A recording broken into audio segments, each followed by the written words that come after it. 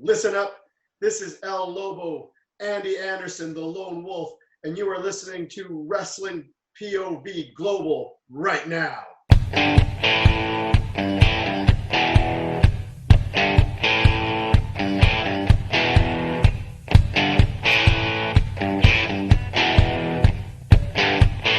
Hey, wrestling fans, welcome to another edition of WPOV Global. I'm your host, the legend T. James Logan. With me, my co-host, Elio the Gentleman Canella. What's going on? And our returning sometimes guest, because I know the UFC world pulls him away. We're talking about Ant the Liberated. Gentlemen, what's happening? Ant, you're looking a little tired, man. I know there is a lot of MMA stuff this week in particular, even more so in the coming week. I'm holding on. I'm doing okay. I mean, it could be worse. It could be, 3 fights in a matter of an 8-day span. But, it's just so much going on, given that UFC is playing catch-up ball as a result of COVID-19. But it's fun. True. You want to see 3 fights in a row? Go down to a cheap bar at closing time. You want to see more. Facts. Anyways, guys, welcome to another edition of the show. You know what? This has been a particularly strong and I'm going to say somewhat painful week in North America, in wrestling and in out of wrestling.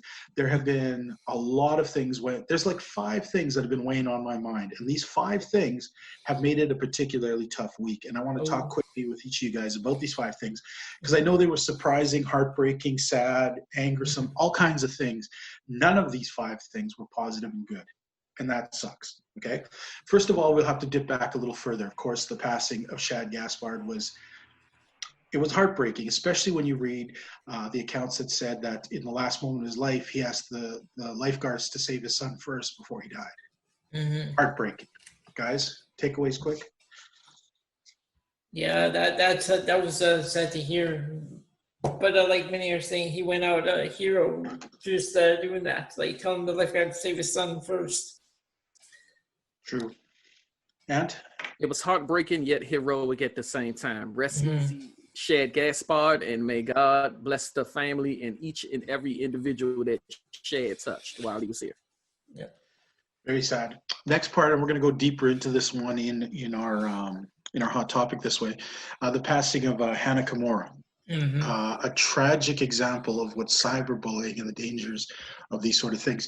Here we have a 22-year-old girl appearing on a reality show, a wrestler. 22 years old, successful, plays a character on a reality show. And anyone will tell you in the world, reality shows are probably the least reality in the world.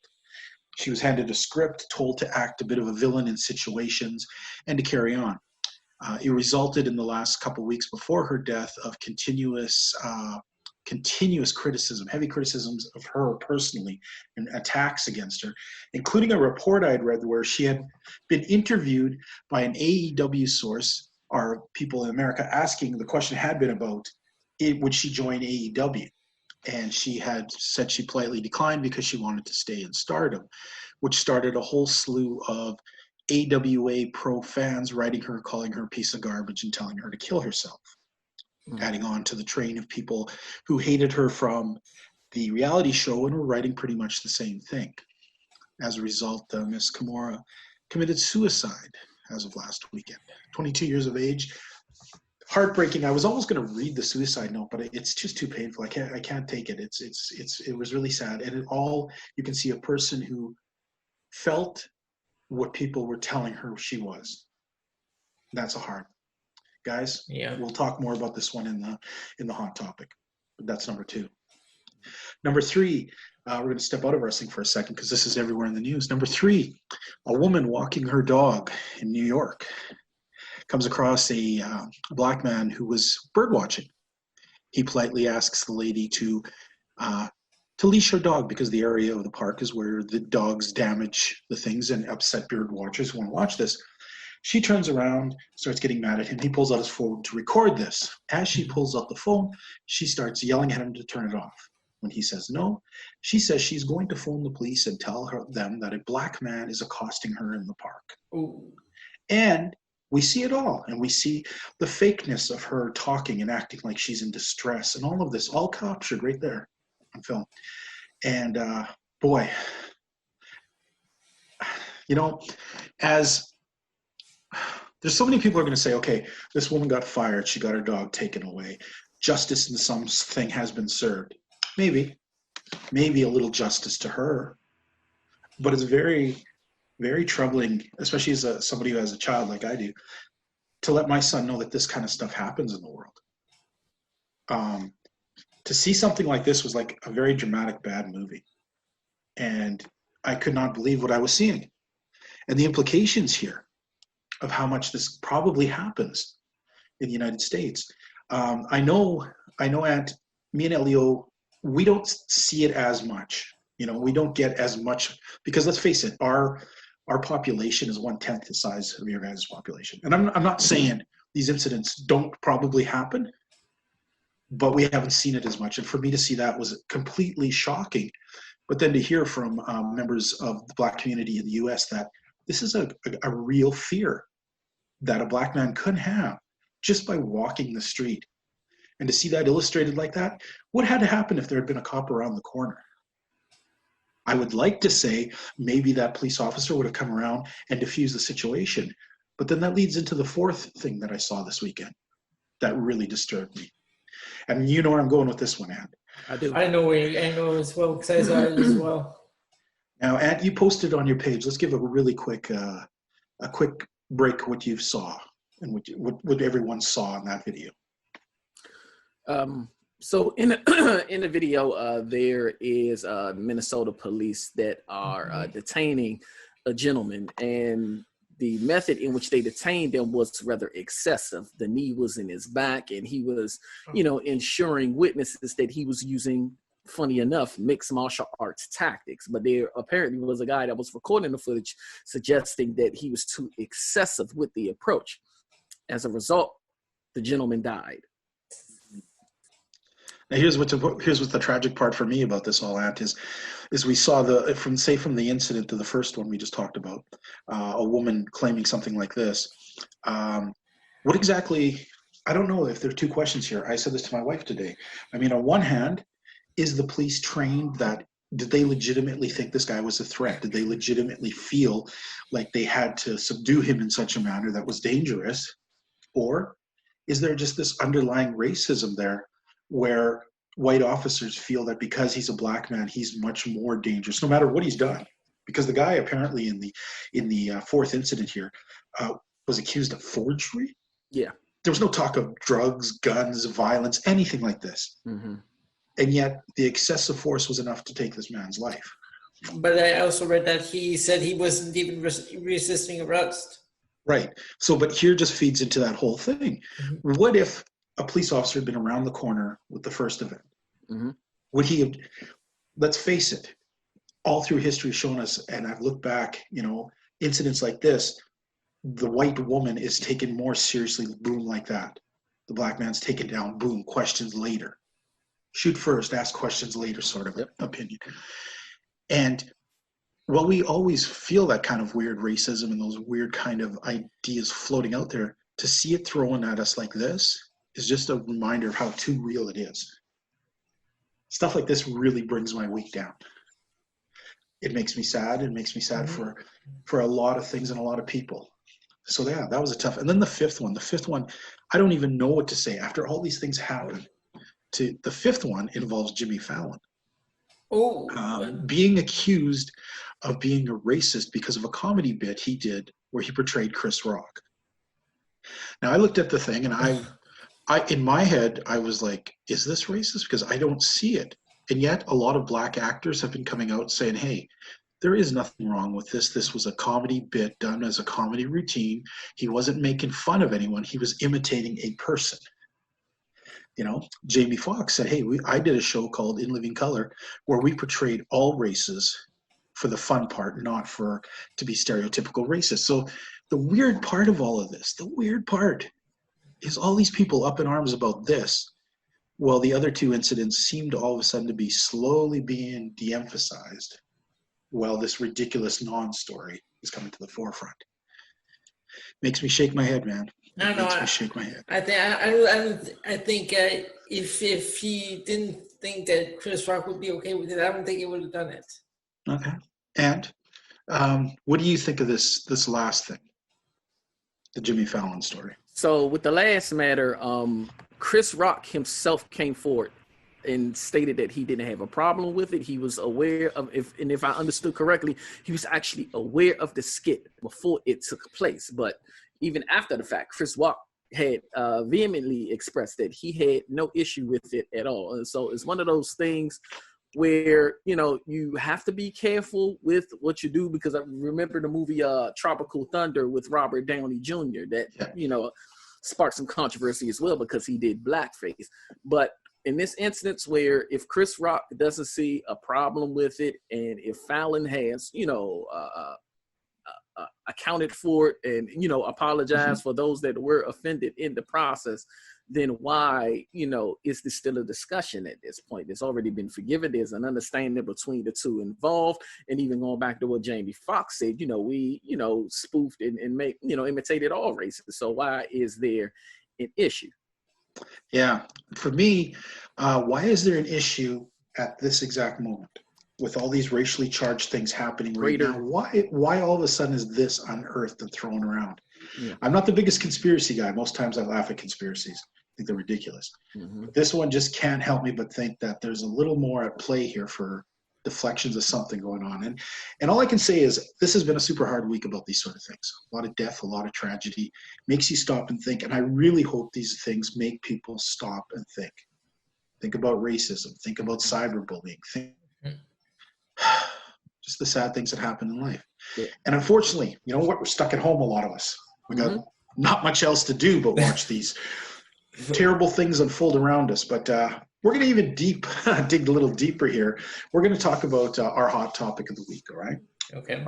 Our hot topic of the week, of course, for those of you who saw the posting of it, has to do with Hana Kimura and the situation.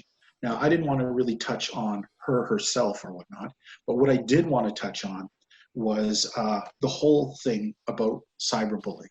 And we're going to take a quick minute here and talk about that, each of us, and see people's reactions and thoughts about this. Now, my whole idea here is how far can we go, and how much rights do you have as an individual to air, I don't know, your disappointments, your anger, your grievances towards another human being? I know I've been to many wrestling shows, many indie wrestling shows, and I have heard people, normal people who you would meet on the street and say, hey, hello, hey, see you at the wrestling tonight. And I've heard them chant somebody's death at a wrestling matches. I've heard them wish horrible things on people. I've seen them scream in their faces and call them pieces of garbage and crap. Some people will tell you it's part of the show. Some people say the villain knows he's winning when he has people wishing his death. But how far should we go with this? Where is the line where we stop? And that's what I want to discuss, because here we had a situation of a woman who was a wrestler who got continuous beratement from a whole slew of fans because they were mad at her character. That none of what she was portrayed was her. Yet people took it upon themselves to call her a worthless piece of garbage who didn't deserve to be on this earth.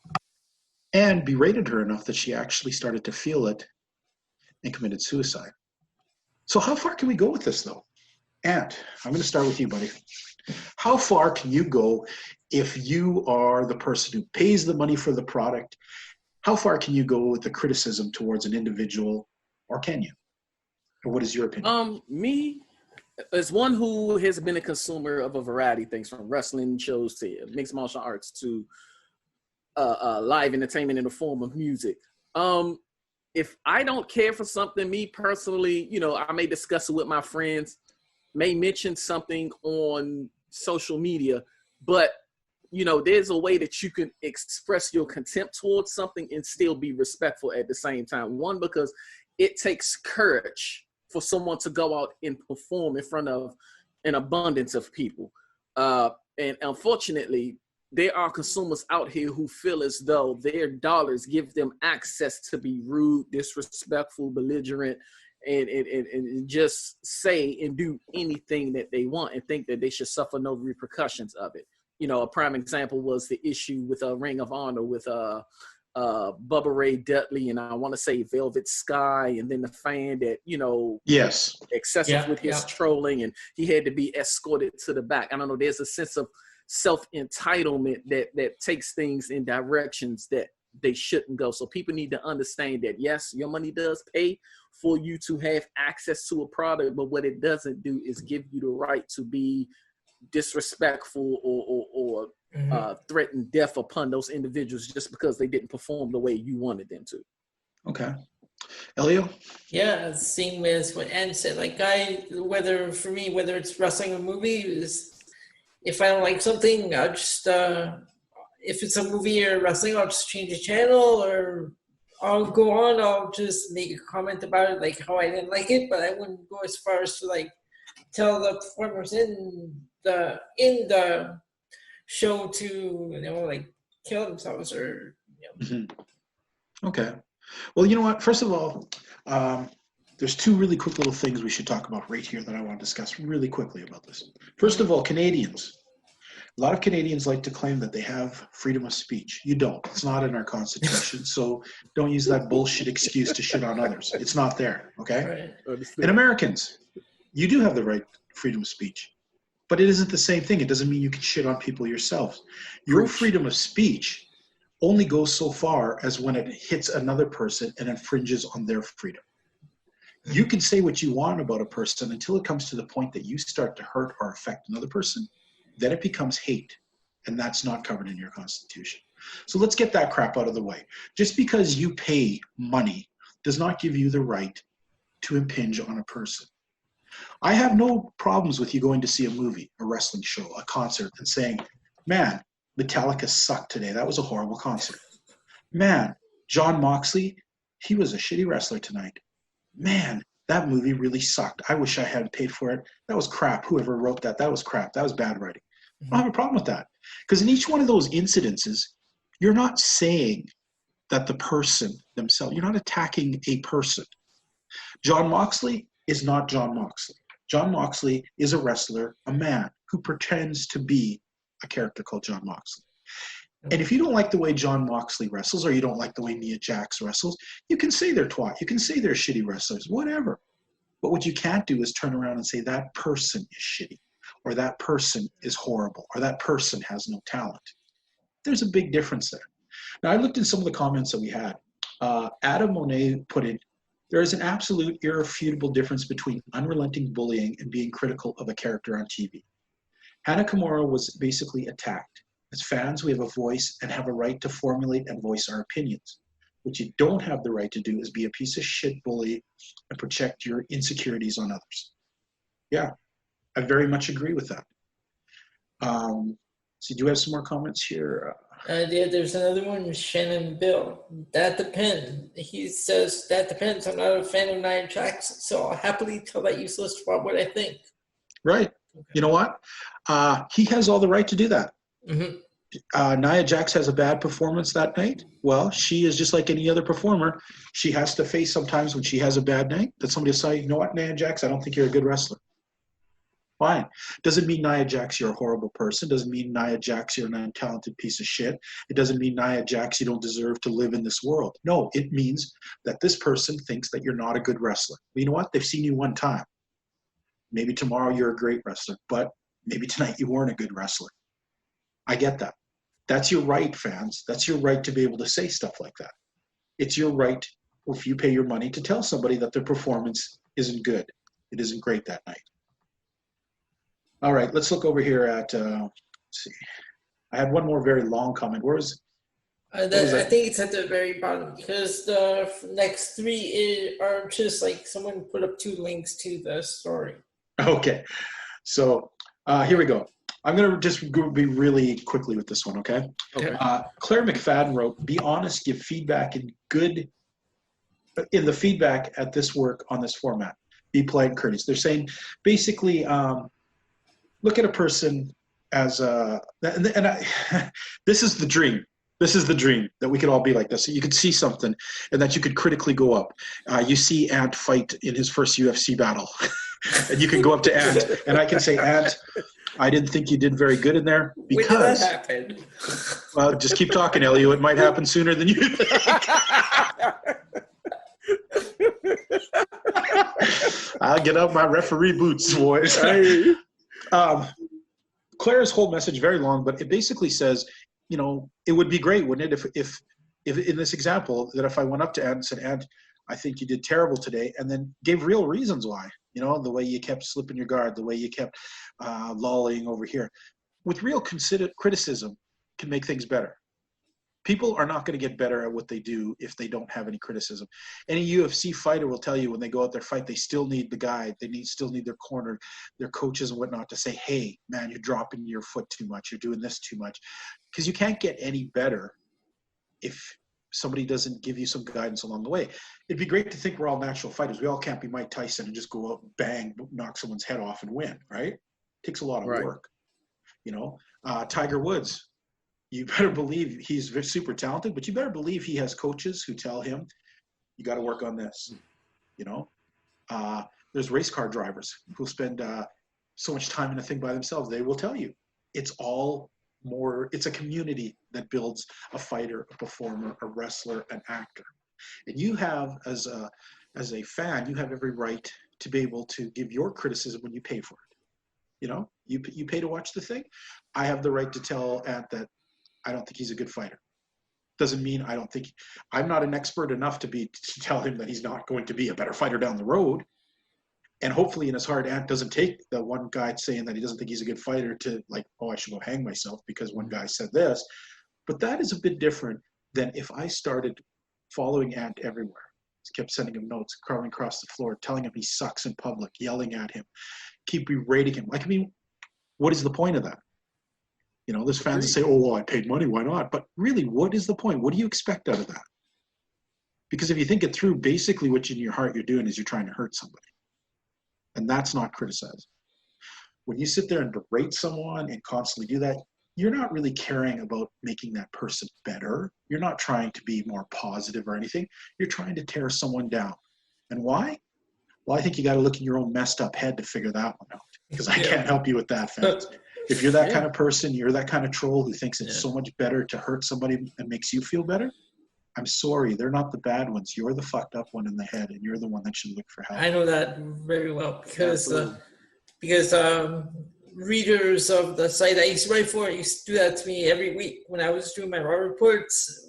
With a lot of the stuff they used to write, and like before I started there, I'd never seen that anywhere else. So when I got there, I'm like, wait, what's going on with all these comments and stuff? So a couple of weeks I didn't even want to show up.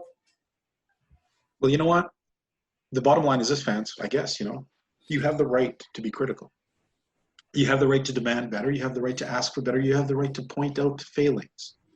But you don't have the right to bully. You don't have the right to hurt people's feelings to make yourself feel better. And if any of this, you're the fan who's listening to this, and I like to think our fans here don't exercise that sort of thing. But I like those fans who think that they do this even as a joke, to stop for a minute and think of what jokes mean. Because as much as you may joke around about something, it always has an grain of truth. If it makes you laugh, then there's something about that hateful part that you kind of like. And that's maybe something you should adjust. Now, let's not get too much more heavy here, guys. Let's get into some wrestling now. Thank you, guys. That was a tough topic, tough week, but I think it's something that had to be said. You know, it's a cyberbullying is ridiculous, and it's something that's out there. I've been seeing it on Twitter a lot. I mean, grown-up people acting like children with name-calling and stuff. I'm like, wow. Who shitty children acts like that? That's what I want to know. Acting like monsters, really.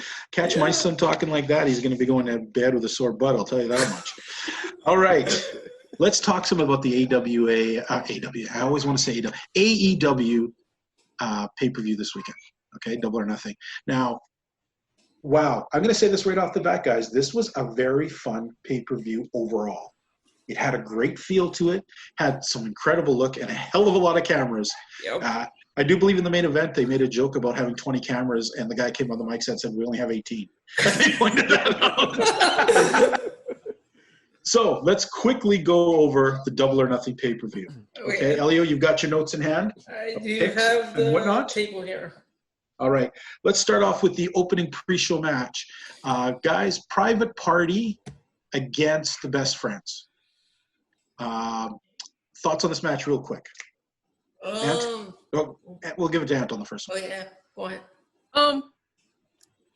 It didn't give me the pace that I wanted in the beginning. It really took a while to establish the expected pace, if you will, something that was quick considering the two teams and the role that Best Friends has been on. But overall, turned out to be a good match, and it was, it was a good way to start things out.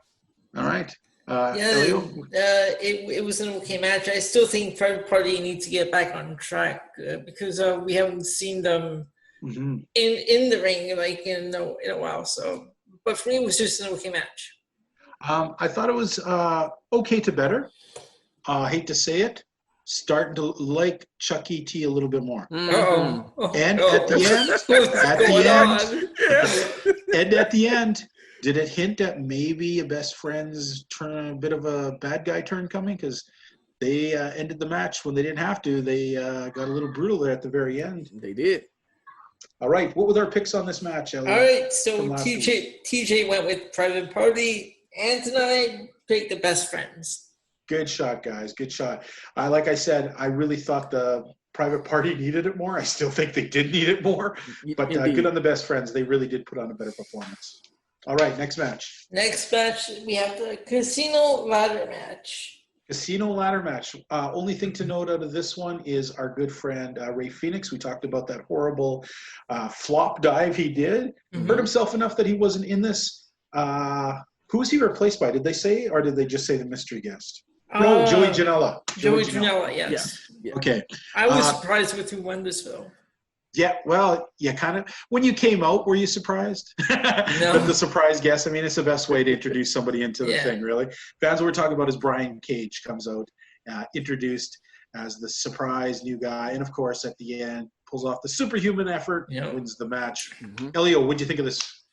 Yeah, like I just said, it was a good way to introduce Brian Cage. Didn't really care for Taz, but I guess that's an okay pair, whatever. Okay. So, yeah, for me, it was a good match. Ant, anything stuck out? I think the match as a whole played to everybody's strengths and weaknesses, whether it was Janetta's frantic pace or Orange Cassidy's slothfulness, SCU coming together as a team, to try to, I guess, eliminate as much, well, not eliminate, but, stifle as much people as possible. And then even Brian Cage's power. I think it did an excellent job playing to everybody's strong suits. And, I was very surprised, and I actually like how it played out. Yeah, it was an okay match. Sometimes a lot of these, I'm not a big fan of the whole gauntlet style thing like this in a small event. I love Royal Rumble, but this, and I don't mean this event, but I mean the whole gauntlet thing. Understood. I thought this was okay. I liked how everyone turned on Cage to take him out, and then how he becomes like the Hulk or something and rips off all that crap, comes out and wins the match. Have my problems, though, that they're throwing him right out there with Moxley really quick, but each his own. Okay. Do we have picks for this? Yeah, we all lost on this one. We all picked Darby Allin. Well, let's face it, guys. We didn't even know Brian Cage was in the match, so I'm not really sure we can say this was any kind of. I'm pretty sure if we knew Brian Cage was there, we would have picked him. I would have. Would you have, Ant? Sorry. I'm sorry. What was the question again? If you had known Brian Cage was going to be the surprise guy, would you have still picked Darby Allin? Absolutely. No. I think I would have went with Cage. Yeah, you would have had to. I mean, he's the big, obviously, star debut who needs it. By the way, I want to give weird props to Darby Allin going up the top of that 20-foot ladder and trying to do that skateboard drop. Oh, crap. You would have killed the guy if he'd hit him. Yeah. Jesus, man. All right. Next match. The next match, this was the one that surprised me because I didn't expect it to be as good as it was. MJF versus Jungle Boy. MJF defeating Jungle Boy. Okay, first off, what a good match. Yeah, really a lot of false finishes. Yep. Yeah, this was some really good old school type wrestling. I liked it. I guess you can. Yeah, I liked it. That's all I'm going to say. Ant? I liked it too. As Elio said, the false finishes, the pace of the match. I like how, Jungle Boy was actually there to compete, and he did just that. And I think, even though he lost, he still went over in the process. So. Yeah. And Elio, anything to say on it?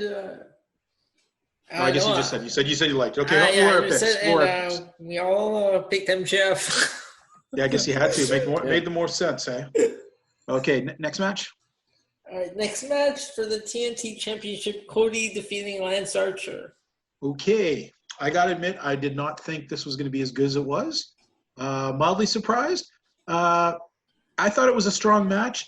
It actually, Cody winning did not actually kill Lance Archer like I thought it might. Ant? I agree with you, actually. Thinking going into it, it was one of those things where, okay, now that Cody wins, what happens with Lance Archer next? But Lance Archer walked away still with some intrigue. He hasn't been, I guess, buried, if you will, as a result of this loss. So hats off to Cody and Lance. Good match. All right, so You got to, okay, sorry. this was a pretty good match. Actually, it was brought to my attention earlier this week about a theory about why they put the belt on Cody. Okay, really quick, what's that theory? And if you remember, when he faced Chris Jericho for the AEW Championship, Jericho put that stipulation in that if Cody didn't win, he doesn't get another championship match. Right. So I guess this puts a championship belt on him without ruining that stipulation. Okay. Seems a little weak. Yeah, I don't know. I had forgotten about that stipulation anyways. I mean, there's other ways they could have done that. They could Yeah. have just done a 3-way match and had, Cody pin so-and-so, and then, Yeah. you know what I mean? Like, there's other ways around that, I guess. It wasn't as bad as I thought it would be. Lance Archer I still think looks good. Okay, I gotta say the Mike Tyson thing was a little bit ridiculous. Yeah. He is still a tough man, but he acts like such a goof when Yeah, he was acting the more like a camera's got him. cheerleader. He was so weird. The same as back in the day in WrestleManias and stuff. He would act like a teenage kid hopping around. It's hard to take him seriously, and then he knocks your head off. But I mean, Yep. his acting is atrocious. Okay, and as they might say on their show, probably a little egregious. All right. I'm supporting it. All right. What were our picks? Okay, so for this, TJ went with Cody, and I, as did Ant and I, went with Lance Archer. Boo, boys. I think we're about tied now in our picks. Yeah. Okay, next match. Next match. Next match we had Chris Statlander defeating Penelope Ford, who was subbing for Britt Baker. Okay. Sad about Britt Baker being injured. What a horrible time to have her taken out. She's just been on such a great roll. Yes. Chris Statlander. Statlander looked good. This whole match, they were a little sloppy, I'd like to say. And I still don't. Penelope Ford's a very beautiful young lady. Mm-hmm. Okay, she's a great addition to the wrestling tights or whatever you want to see out there, but she's not a good wrestler. And I think it was illustrated here. And I really hated how they kept trying to cover up for her on the commentary by saying her back was hurt, so that's why she's moving a little slower. No, she moves that slow usually, and Chris just slowed down for her. And it's funny that you mentioned the slow movement, because you would think with Statlander being the bigger wrestler of the two, she would be the slower of the bunch. But no, that wasn't the case. I mean, Statlander, with her power, she has speed to accompany it. And with Penelope Ford, it's one of those things where it's like, she's not a full-time wrestler, as is the case with a Statlander or Hikaru Shima. She's a tweener. She's a wrestler / manager, but it is still evident that Ford needs some work. Okay. Elio? Okay, and I guess we can't really see anything because all three of us picked Britt Baker. Oh, sorry, say that again. I in my side you froze out, so I don't know if you picked it up. But I said I don't think we can really see anything because all three of us picked Britt Baker. How about that? This one thing, when you change one of the opponents, it's got to change the whole thing of the match. I was just curious what we had picked, if anyone had picked Statlander. But no, we all picked Baker. Okay, next match. Okay, next match was Dustin Rhodes defeating Shawn Spears. Was this really a match or just a very long angle? You know what? I didn't really care for this one. Actually. No, it was ridiculous. Yeah. I didn't think much of this. I guess for me, it would have been cool for Spears to win on the strength of him needing wins. And, you seem to have hinted that you finally established a direction for him with this whole Shawn Spears network thing. But, for that to be followed with a loss, it now takes me back to that question of, okay, what's going to become of Shawn Spears? Okay. Also in like the fake entrance at the beginning. Okay. What did you think? Did you like this match, Elio? No. No? Okay. What was our picks? Okay, you all pick Sean Spears. What's going on? Wow. Okay, next. Rough night, boys. Okay, Rough night. Okay, the next match we had Hikaru Shida defeating Nyla Rose for the AEW Women's Championship. Okay. I liked Rose. I like Akira coming out here with that very serious, different look. Gonna say, she was one of those girls who I always found attractive, but I thought her wrestling gear was awfully strange. But wow, I kind of like what she's wearing now. Really, I don't know. It's not all that different, but it's enough that it's like, wow. And I really like it. She took the battle to Nyla Rose, and I don't think I picked her to the win. I'll find out here, but I don't think any of us really picked her to win. But wow, she did win this in a very commanding performance. Your thoughts, Ant? I like that Sheeta flipped the switch the way she did. She knew that, she was going in against a monster, and she had to dig deep and pull out a side of her that, many fans didn't think existed. I enjoyed it. I like Nyla and what she contributed as a monster, but it was nice to see someone with a belt where you don't have to question her in-ring ability night in and night out. At least you'll get consistency with Sheeta. So congratulations. And I also believe that in a sense that it was an ode or a tribute of sorts to Hana as well, considering everything that happened with the suicide. No, I didn't even think of that. Yeah. Interesting. All right, Elliot. Yeah, this was a good match. Like we both said, I wasn't expecting Sheeta to win, but I really enjoyed this match. Okay. I kind of want one thing I want to throw out really quickly. I wish Sheeta would change. I'm not really a big fan of her opening video. The whole coin thing and Terminator looking. I don't know. It doesn't resonate for me. The Videotron? Yeah, the big thing on the Videotron where she comes out and she looks like a bunch of coins put together. I'm not a fan of that, and I don't know why. I mean, maybe it doesn't bother you guys, but something about it just doesn't sit right best with me. Maybe it's something that there isn't a direct connection between that image and Sheeta and her gimmick. Like, what's the connection? Yeah, exactly. And so it kind of lost on me. Yeah. What were our picks on this one, Elliot? Okay, so TJ went with Hikaru Shida, and Ed and I both picked Nyla Rose. Wow. My hate of Nyla Rose's terrible wrestling over with nice. Usually I play the guy. I'm very surprised. I thought I was going to play the other way on that one. Okay. All right, next match? Next we had Jon Moxley defeating Brody Lee. Okay. Surprisingly good match. Thought it went a little long. When it's continuous brawling like that, it's hard to stay interested when it's continuously long and brawling. Some crazy things in there. Like, you never realize how big Jon Moxley really is. I mean, he used to be around Roman Reigns, so he doesn't seem like he was big, but then you see him in there, and he's a pretty big dude, okay? He wrestles a really unrelenting style. He bites. Wow, when the last time you seen the good guy biting someone on the head? In this day of age, do you want to bite someone on the head? Anyways, gonna say, though, Moxley, for me, has finally reached, in my head, and I hadn't been there yet, he's finally reached he's the legitimate, big, tough, badass champion. Good performance. I actually thought Brody Lee came off better than he has in a long time because we finally got to see him do some sustained wrestling. Overall, good match. Not a main event, I don't think. I don't think it was exciting enough to have been the last match on a card, but it was good. And? Like you said, you actually saw some substantial wrestling from Brody Lee. I thought the two came together and put on a rather physical and violent match. We had some false finishes with it. I just flat out enjoyed it. Thought it was good, and I think, like you said, Moxley has established himself as a guy who can carry the company. All right, you, Elio? I enjoyed this match as well. It's it's one of those matches where it feels like it's going long, but when I went to look at the length of the next match on this card, that went really long. Oh yeah, but I mean, still, did it feel long to you while this match was going on? Yeah, like it's one of those matches where it feels like it's longer than it actually was. I think this match would have been a little bit better had there been fans, a lot of fans there. But I think this was a good match. I really like John Moxley. All right, and what were our picks? And we all picked John Moxley.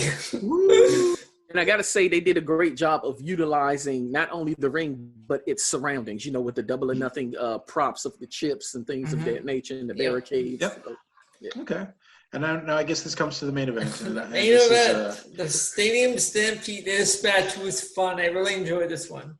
You really enjoyed this match? Okay, Ant, go ahead. So this was an absolute spectacle. And I enjoyed it. I mean, with Cole, with Adam Page and, him riding in on the horse and, the ridiculousness of the bridge suplexes from one end zone to the other. And, locking Santana into the ice box, if you will, Matt Hardy getting revenge for that. I really enjoyed the match. The one thing that stuck out to me that concerned me, and I guess it depends on when this took place, I'm inclined to believe that this event took place live, whereas others have said it was pre-recorded. Now, if it was live, I do think that AEW was reckless with that whole pool scene and then even having Matt Hardy's body floating in the water for a few seconds to suggest he's dead, especially considering what happened to Shad Gaspard. If that was live, then that was rather reckless on their part, and they need to be more careful with some of the... Or tasteless. Yeah, or tasteless, and be careful with some of the things that they want to project in their spectacles. But otherwise, I enjoyed the match. Although I was confused about why they needed that ring there when it was never used. It was used. It was used more than just only in the beginning. That's it. It was used in two segments. Yep. 2 segments. Go back. Yeah. Oh, okay. There was in the ring, and then there was a whole bunch, and then they were in the ring again for a little bit, and then, okay, this is where I become the poobah of everything because poobah for me, guys. I'm sorry. Okay. And I'm going to explain why. All right. I'm going to explain why. I love action movies, but I cringe when I watch an action movie and see somebody do an actual wrestling move because I know it's wrestling moves don't really work like that. You can't really suplex a guy in a fight. The problem with this for me is there are parts of it. In bits and pieces, there were parts of it like, that's kind of cool, or that's different, or wow. But overall, I've grown up all my life being a wrestling fan and having to excuse the fact that it's two guys in tights pretending to fight. And when it gets turned into such a weird spectacle of drones and swimming pools and bar tables and people getting locked in chests. And love the guy who gets dunked in the water and then pops up and he's a different character in different clothes and then gets dunked again and comes up in a different clothes. As much as I want to like that, I can't. I'm sorry, as a wrestling fan, good on people. If this is the kind of thing that brings more people on the product, okay, fine. But for me, cringed at a lot of it because it reminds me of indie stuff, but done on a great stage. If you've ever gone to indie shows, sometimes you'll see stuff that it's done for the crowd to laugh at that moment. Mm-hmm. But if it went on TV, people would be like, this is amateur bullshit. All right? This is the opposite. This is high-grade acting out stuff that wouldn't work with real audience. You think they could have staged that if there had been people in the audience to watch this? There's no way. You knew this was like a movie. I mean, how many takes did it get to get the whatever things, And I couldn't get that past that in my mind. I could not get past that. So for me, the whole thing was like, I will say they shot it in a way that was beautiful. 18 cameras, that sure in the hell made it look like it didn't look sloppy. It didn't look haphazard. It looked better than WWE when they do those kind of things. But in the very end, just like as when we tried to pick a winner, it was, for me, who the fuck cares? Because this isn't wrestling. To me, this is an interlude of fun. Okay, for sure. Okay. It was a very long fun. So much fun that I got sick of it after about 34 minutes of it. Oh, yeah. I was about to say it was in the neighborhood of 40 minutes. So for me, you know what? I have no problems with anyone who thinks they like this. I have no problems if you say you guys like it. That's your taste. That's cool. That's your POV. Yeah. For me, I get the fact that I'm more, I rather watch more wrestling than sometimes spectacle. So for me, it didn't work. But as we get into AEW report this week, we're going to find that some of the ramifications of it are pretty funny and it fed into some stories. So that's good. But overall, I wish that hadn't been the main event for me. Of this entire card, I'm going to say the best match was the women's title match. I really enjoyed that. And I think that would have been much more spectacle way to have a champion win on a cool match. Overall, guys, though, I would say this whole thing, it was a pretty good thing. It was a good pay-per-view. Okay. Hold on, no, for our picks, you didn't pick. Do you guys? Yeah. Do you guys really care who picked this? No, you didn't pick anyone, and I picked Inner Circle and went opposite of me. So that's it. So overall, guys, was this pay-per-view worth watching? And? Indeed, I would say so. And for me, for match of the night, it's a toss-up between the women's title match and MJF and Jungle Boy. Yeah. Good picks. And you, Elio? Yeah, this was a fun pay-per-view to watch, and like Ann said, those two matches it's between those two matches for me as well. Especially the MJF. I wasn't expecting that to be the match that it was. All right. Well, fans, you know what? We're going to take a really quick break here. When we get back, during this break, actually, we're going to cut over to part one of a two-part interview we've done. You're going to hear about 20 minutes with Andy Anderson, the Lone Wolf Andy Anderson, a wrestler who well-traveled across Puerto Rico, the U.S., and other places. It's a fun time talking with he's still active. And let's cut to that. When we get back, we're going to talk a little MLW and go right into tonight's Dynamite. Eat that, Miguel. Hey, Global fans. This is your host, the legend T. James Logan. In our ongoing series of looking at wrestlers all across the world, today we're talking with a wrestler I know who is I'm going to say almost legend in Western Canada, because this man has had a long and illustrious career. He could sit down and probably, if we had the opportunity, I'm sure we could sit here for hours and talk all kinds of wrestling. But today we're only going to get a little bit of a snip for what's coming later on down the road. I'm talking about the Lone Wolf, Andy Anderson. Andy, first of all, welcome to the show. Thank you for having me. I appreciate you taking the interest, having me on the show. Thank you. Well, you know what? I'm the one who's thanking you, because I've known you for many years, and as the years go on, you're getting more and more stories and more interesting things, and you've always been a guy who's always just delivered in the ring. So that is the mark of a true professional. So it was kind of, I'm glad to have this opportunity where we could sit down and get my fans at least to know a little bit about Andy Anderson. Now, first of all, Andy, how long have you been wrestling? What are we at? I think it's about 23 years now. 90 this week. No, we're in 2020. So 96. April 96 is when I broke in. I started training. So you came up in 24. Yeah, 24 years. Yeah. Wow. And now, what got you into wrestling? That's the question I always ask people. What made you fall in love with wrestling enough that you thought, yep, I'm going to get in there and get my head kicked in and then start kicking others? For me, like a lot of the diehards, especially goes way back. I was 5 years old. One of my uncles, I come originally from Winnipeg. So for me, growing up initially was the AWA. And so whatever Saturday nights, I think 5 o'clock or 6 o'clock p.m., CKND. That's where, I would watch. And if I was at my my grandma's place, because my uncle was younger at the time, and that's what he would watch. So that's what I would get to see. So the Nick Bockwinkel, Baron Von Raschke, Sheik Adnan Al-Casey, Ken Patera, Jerry Blackwell, the list of guys there, that's like the early 80s. That was kind of my initial hook at about 5 years old. And as time went on, then you had to pick up a bit more. And then as you learn to read, then that's where the wrestling magazines were the big thing. So the whole, whatever they call them, the Bill Apter wrestling magazines, the Pro Wrestling Illustrated, Inside Wrestling. I still literally have like bins full. I call them the history books. And, basically from like the mid 80s into the early 90s with that. And then eventually when WWF became the global powerhouse, you kind of pick up on that and snowballs. So it's been probably one of the biggest constants in my life since early childhood. So then how does a young boy go from Winnipeg, from watching wrestling to actually becoming a wrestler? How did that happen? Well, this story would probably be a lot different than especially anybody like nowadays. Back then, this was still, the internet was in its infancy. It was still the World Wide Web. There wasn't a lot going on. The funny thing for me was we moved from Winnipeg to Edmonton in March 1986.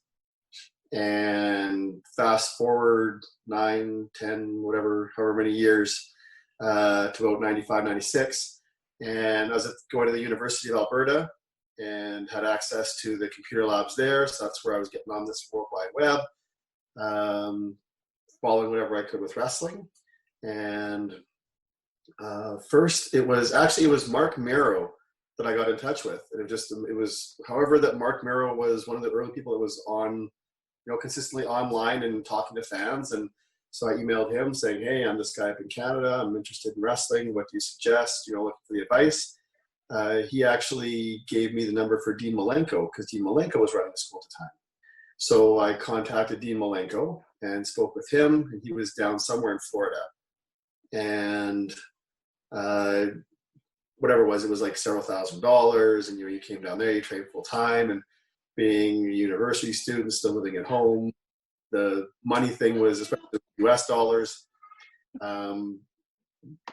seemed like a bit of a stretch. So I kind of had to see like where else could I look, and I wasn't too familiar with like the Hart Dungeon and everybody there. I mean, I got followed Stampede, and I'd go to the shows on a regular basis, and there was the program that at the back that if you want to become a wrestler, but still I wasn't sure about that. Somehow I found something about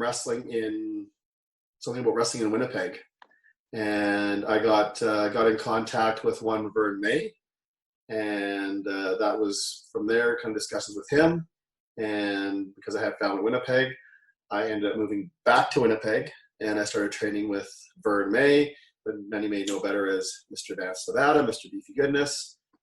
So along with him, Robbie Royce, those are kind of two of the main guys that were kind of helping me there. And then there were some other guys there. I'm trying to think of his work name now. I'm thinking like real names.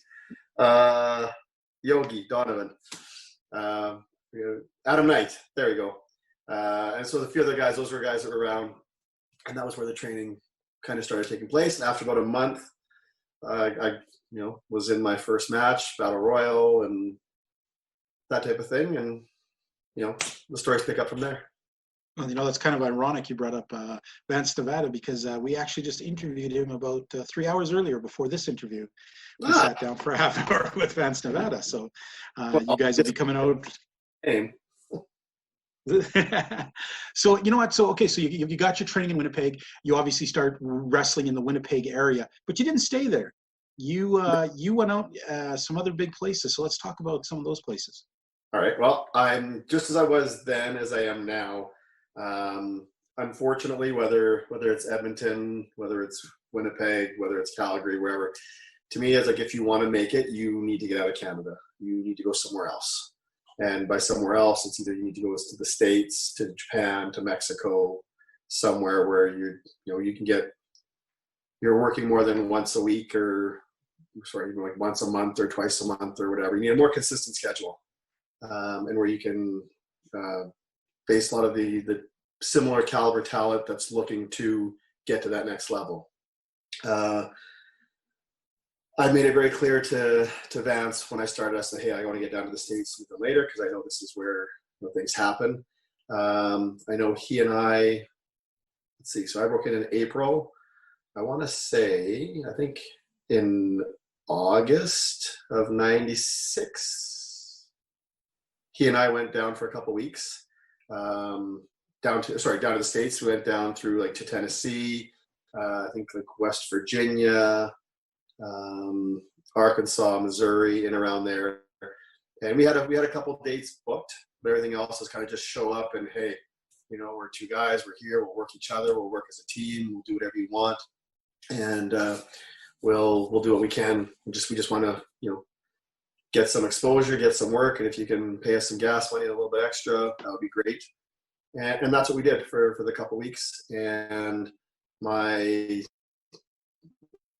12th or my 13th match, we actually showed up in Memphis, Tennessee. The USWA, which was Jerry Lawler's promotion, showed up for TV there on a Saturday morning, and they put me in a match with Brian Christopher, who at the time was, I think, the Southern champion.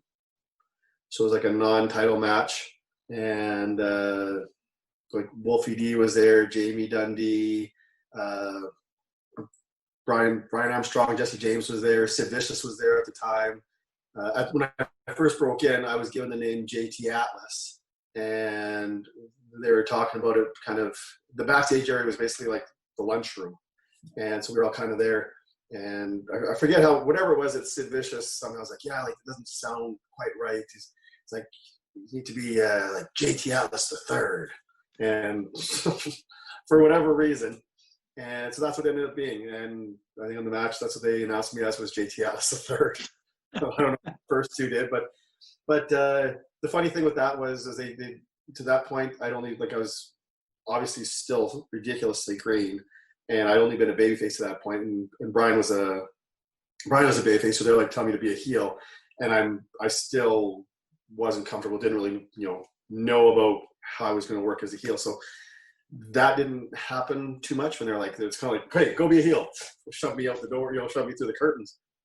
And we went, the match was fine. The only kind of glitch, you got to keep in mind, so 1996, we still hadn't had like the full Lucha invasion, so there wasn't a lot of like flips and stuff going on, like a Frankenstein off the top rope, that was like a big deal, like a moonsault, big deal. And somewhere in preparing the match, I think I said to Brian, like, hey, like I'll do a moonsault. I just, like most people, especially new guys, new girls, like, yeah, okay, I want to do a big move to try and get noticed. And so I told him, I'm like, yeah, I'll do this moonsault. And he's like, you can do that? I was like, well, yeah, of course. and prior to that, I think like on the road, I had practiced it like in the pool like a bunch of times. So that was it. I think maybe 1 or 2 days before, I think once or twice I practiced it. No crash pads, just before a show from the ring, like landing, not on my feet, like just taking the bump. And I was like, yeah, no, we'll do it. And so I did it in the match. And I want to say maybe this was the first time that it was a match that Brian ever had somebody do a moonsault, whether they hit it or missed. Because in it, he, instead of like rolling inwards, he sat up. And so I still hit part, we made contact. It wasn't like, I don't remember it being like disastrously bad or anything, but we made contact. And whatever, we still got up, I think, super kick, and he finished the match. And afterwards, he actually apologized to me, saying like, hey, like I totally, like I screwed that up. Sorry about that. And so whatever. So it was, that was a neat experience. So that was kind of the highlight of that trip. But I got noticed enough by a few people. One in particular was Bert Prentice, who was running Music City Wrestling, MCW, out of Nashville. And they worked together with the USWA. And so he's like, hey, like, if you want to come back, you're welcome to come back, kind of thing. And so Vance and I went down, I think it was for the 2 weeks, went back, and then came back to Canada. And then I think I went back in October for about a month, kind of like mid-October, mid-November. I think it was like right around to like their Thanksgiving. And I worked like just wherever I could, like kind of the Music City Wrestling had a few shows going on, and then between guys like him and Bart Sawyer and Brickhouse Brown, they would kind of take a bit of a liking to me as well. This was one of the things that I think helped me was, besides, I was a greenhorn, but I was a nice guy. I kept my mouth shut, kept my ears open. I wanted to learn, wanted to work, and respectful, all the good stuff. And I believe it helped kind of pay off in that regards. And so I was there for the month, and then came back, and then that was basically the end of like 96. And then, we can get into 97, but that was kind of the tip of the iceberg, kind of getting in the door. And so it was, positive stuff all around. I'm sure if you ask Vance, if you talk to him again, because he remembers better than I do, because there was something where we had gone to a show at the Louisville Gardens in Louisville, Kentucky. It was a USWA show, and I vaguely remember this, but he's got the story down pretty good about how, I don't know if we were there and we were supposed to get on and we didn't, or there was something. But I'm a very, I'm very cool, calm, easygoing kind of guy. But I got upset, I got worked up about something, and I went down there and I was like saying my piece to somebody, and that got us. I don't know if that's what got us booked or that's what kind of got us for the TV thing.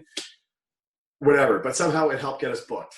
And Vance is a very good storyteller, so to hear him tell it, it's a better story than and I couldn't do it any justice. But now I was curious because he told me to ask you something about a ghost story in Oklahoma, perhaps, but Oklahoma, Arkansas. Arkansas. Arkansas. Oh, I don't know where was it that he was from. Anyways, okay, so there was an interesting group of characters. There were some veterans. I mean, if I remember correctly, it was like Bill Dundee, superstar Bill Dundee, Bart Sawyer. Those are a couple top guys that were at least around when we were there. I want to say there was a guy named Frank Parker. There was like the veterans, and then there was some of the guys. I don't know if I just say like this, the locals, but they were some characters, and for kind of like the Tennessee, Arkansas, Missouri, Mississippi, there's characters. There is one guy. There was a tag team. I think they're called the Bone Crushers, and one of them, and they're kind of like it was funny because like I would like to think if I told you like, okay, Bone Crushers, like what do you envision? Like big dudes, big crushing, mean leather dudes. Yeah. And so these guys were taller, bigger, but I mean they looked more like they could have been part of like the Hillbilly Jim family, because they had like the long hair and the beard before like we all before the beards kind of came like this. And, they have the Southern accent, so they can kind of talk like this. I'm not making fun of it because Tennessee is probably my favorite place in the world, so I'm not making it so it's clear.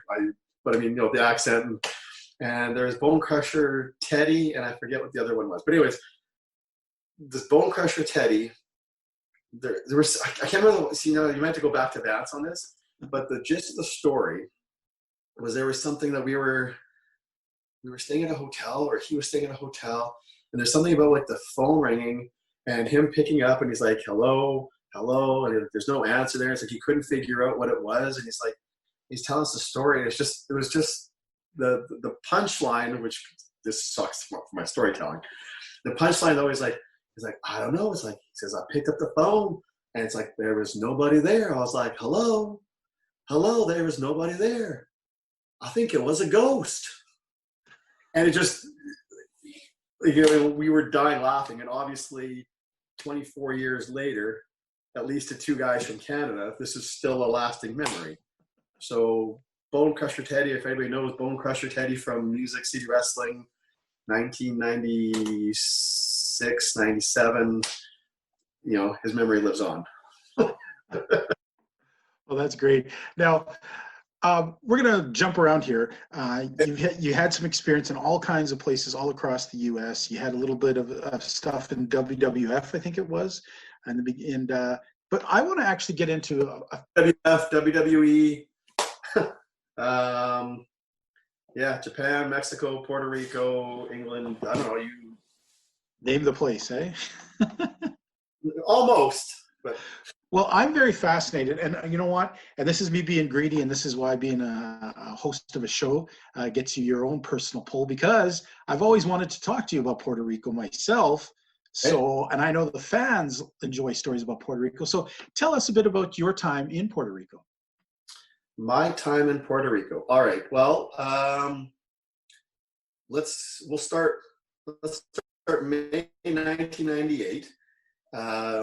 I think the date was May 18th, 1998.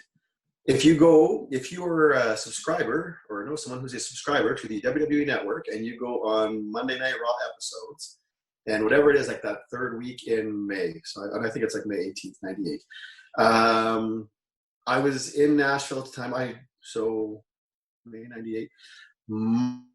Based on stuff that had happened from these previous stories, I kind of moved to Nashville for about 6 months in March 1998, and I was there till almost the end of August 1998.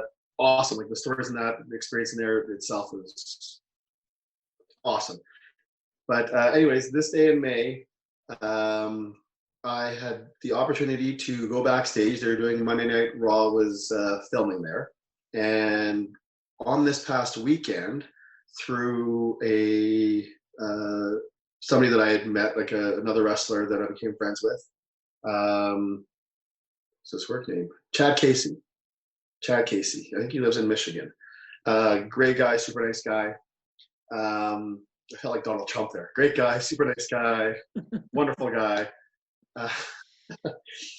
Anyways, somehow, and he knew a gentleman by the name of Victor Quinones. So if you know the name Victor Quinones, you can know him from Japan, from like FMW, IWA Japan, a lot of the hardcore deathmatch stuff. He was also obviously Puerto Rico, WWF around 1998. They were doing their Super Astros program, which is kind of their Latin lucha program, and so he was part of that. So I had met him through Chad that weekend, and they were like, "Well, come to Raw. Who knows what can happen." So that episode of Raw, I ended up being a security guard, an extra. I was a security guard that had an altercation with one Stone Cold Steve Austin. And I think to me this was a very special for a couple of reasons, not just because, hey, I was just an extra kid from Canada, was, Steve Austin. I got beat up by Steve Austin, but did not receive a stunner. And I was ongoing throughout the episode, as they would go back with myself and police officers, because we were trying to track down Steve Austin, because he wasn't supposed to be allowed in the building. So I was supposed to keep him out. One guy keeping him out, of course. But basically he was like, we were going to press charges. So I had several segments throughout the episode. So that's where I kind of take pride, because, most guys that are extras, you do your one and done. So it's like, here's like, I got my butt kicked. Plus I think in total there's like 4 or 5 segments that I was on through the entire episode of Raw. Wow. So that was cool. Anyways, Victor was the one that kind of set that up. And I mean, you see the look, it's not too far off from what I have now. I mean, I had the buzz cut and the goatee and stuff, so maybe I look like a security guard, whatever. Anyways, basically I built a relationship with Victor. I had met Savio Vega, Miguel Perez, the Briquas that were there, because these guys were all obviously from Puerto Rico, and this was part of their thing. The last kind of thing was when you were done in the States, if you needed help getting booked somewhere else, contact me. I'll see what we can do. They were talking about plans for Puerto Rico in the future, because at that time it was just WWC, World Wrestling Council, Carlos Colon's promotion, which is still running and has a lot of history on its own. So that was May, and I was, like I said, I did my Tennessee kind of southern states run. By end of August, it was time to go, because I may not have had proper paperwork. So I had to make sure I got back. And so when I had driven down there, I had my own vehicle and everything. And so as I was getting ready to leave, I think I called Victor, let him know, say like, hey, like I'm heading back to Canada. If there's anything you could do to help me out, that would be great. I left Nashville. I drove, because I was going to Winnipeg before I came back to Edmonton. So I drove 2 nights to get back to Winnipeg. By the time I got back to Winnipeg, there was a message at my grandma's, because she's kind of like my home base there. And it was like, there's a Victor Quinones call for you. You're supposed to call him. Because I mean, this is like, I had a cell phone at the time, but it was like emergency use. It was like a big block one, not like, nothing like we have now, because that's 20 some odd years ago. Called Victor. He's like, hey, you want an opportunity to go to Mexico? Absolutely. So October, November 98, I was based out of Monterrey, Mexico. And this is a very long way of getting to Puerto Rico, but this is just kind of, it's coming. I did 2 months. A 2-month stint there as El Lobo Blanco, the White Wolf. So we can get back to that. When I was finished there, I was come back home to Edmonton, and Victor's like, hey, do you want to come and come to Puerto Rico for a few weeks, do some shows here? So obviously, And I worked for WWC. So that was for Carlos Colon's promotion. So that's where for the first time I met Shane the Glamour Boy, Ricky Santana, Fidel Sierra, Brett Sanders, guys that would become part of like my Puerto Rico family down the road with IWA. Did the shows there. They were great. I worked a bunch of guys, worked in tag matches, single matches. I got to work with the Invader, who may or may not have killed Bruiser Brody.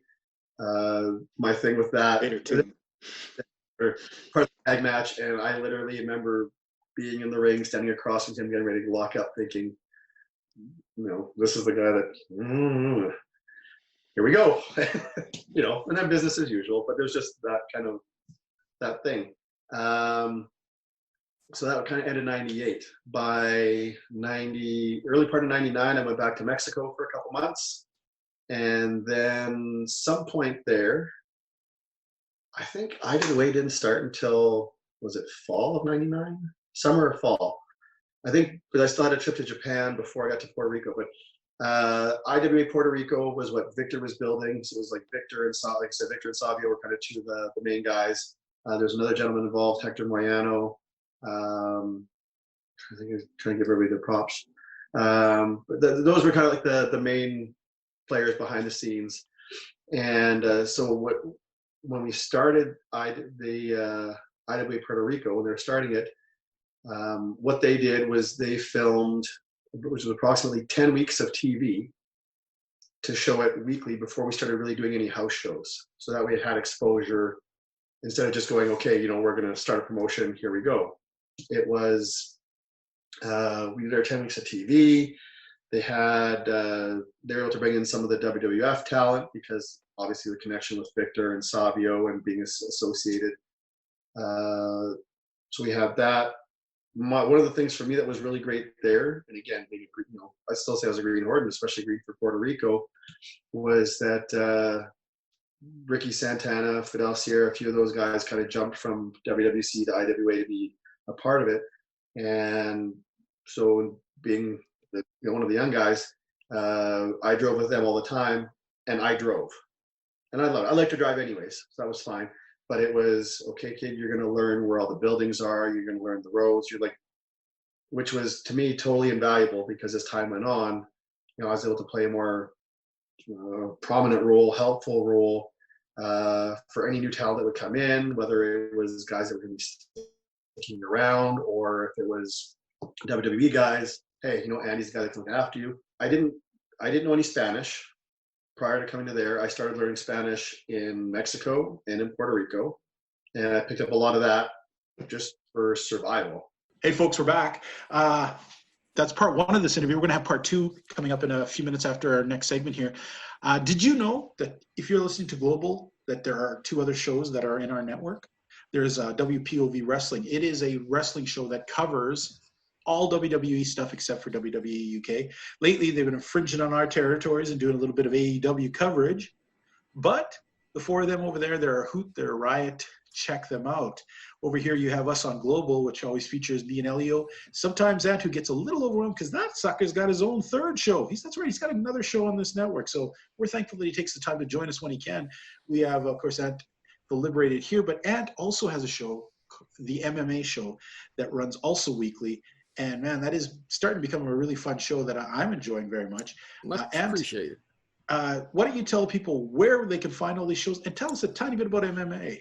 So, MMA POV Podcast is a show where myself and my co-host Deontay touches on all things mixed martial arts that takes place inside of the cage as well as things outside of the cage. It, along with Wrestling POV Podcast, and the flagship show, and WPOV Global, can be heard on Spotify, iTunes, iHeartRadio, and Podbean.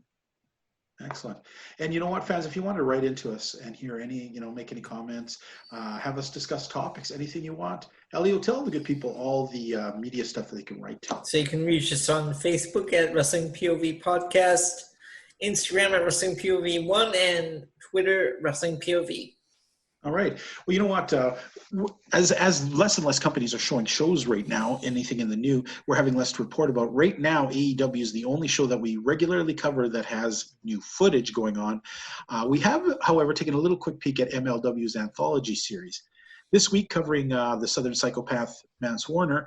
I'm going to say right off the bat that Mance is a guy who comes from the hardcore stuff, and it's not exactly what I like about Mance. So I was a little disappointed in the two matches they showed because they're this typical hardcore outings. One against Sami Callihan, the second against Jimmy Havoc. And both bloody, disgusting, some funny parts, but not what we enjoy the most about Mance Warner. And as I told you off air, I couldn't relive that Jimmy Havoc Mance Warner one the second time. What I'm disappointed in is that people put Anthology together. I wish they'd really had put just one of those hardcore matches and then put one of Mance's funner matches. Or two smaller Mance fun matches to get, because the reason people love him isn't for that hardcore garbage. That's sort of an extra part. It's I miss seeing him pulling that knee pad up and down. Yeah, I miss him talking about that. They should have shown us a few vignettes where he explained his with the his whiteboard. attacks. Yeah, with the whiteboard and stuff like that. However, in the Anthology, they like to also send us a little bit of a teaser of what's going on out there, and in the MLW world. Man, there are so many. Folks, if you knew over the years how many different 3-letter acronyms I've had to talk about in wrestling, you'd understand why I stumble on these. But what they did there is they do a bunch of little clips of kind of showing you what's going on around MLW while things aren't going on right now, to move storylines. A whole bunch of nonsense as per usual, as you expect. But two quick things that popped out of me. One, indicating that Injustice has a 4th member coming. That they're going to be debuting soon, someone that is joining them. That'll be interesting to see. Second, Low Key trying to be low-bridged out of professional wrestling by Dan Lambert, who filing an unsafe work environment lawsuit, claiming that Low Key has made it an unsafe. I don't know, guys. I know people. This is one of the most used cliches in wrestling. It drives me nuts when the bad guy tries to legally put someone out of wrestling because they were hit, yet these are the guys who use chairs on everybody, and there's just no logic in it, but drives me crazy. But at least it makes it interesting and keeps Low Key in the spotlight. Fans, next week Anthology will be about Low Key, and I'm hoping that they're going to show us some of the older matches and not the newer matches, so I can see a little bit more of stuff I hadn't seen with Low Key. Although the one part I really couldn't stand was that Hammerstone and Holiday going back and forth about who signed the self-masturbation thing, pretty much, as they're jerking each other off, telling each other how great they are, as they're going to get new contracts. Give me a break. My God. When did Holiday grow a mustache? I don't know. He looked like a really bad fat porn star in there. I think he better, if he's going to be isolated, exercise, buddy, and get rid of the stash. It doesn't work on you. All right, let's get into AEW Dynamite. Dynamite! You know what? Interesting show this week, and I know that sounds like a lame old thing to say, but when I do say interesting, it's just sort of like, when I watched last week's NXT versus AEW, I liked how NXT only won because the matches were good, but overall the presentation sucks. It's boring and stale when I watch NXT, okay?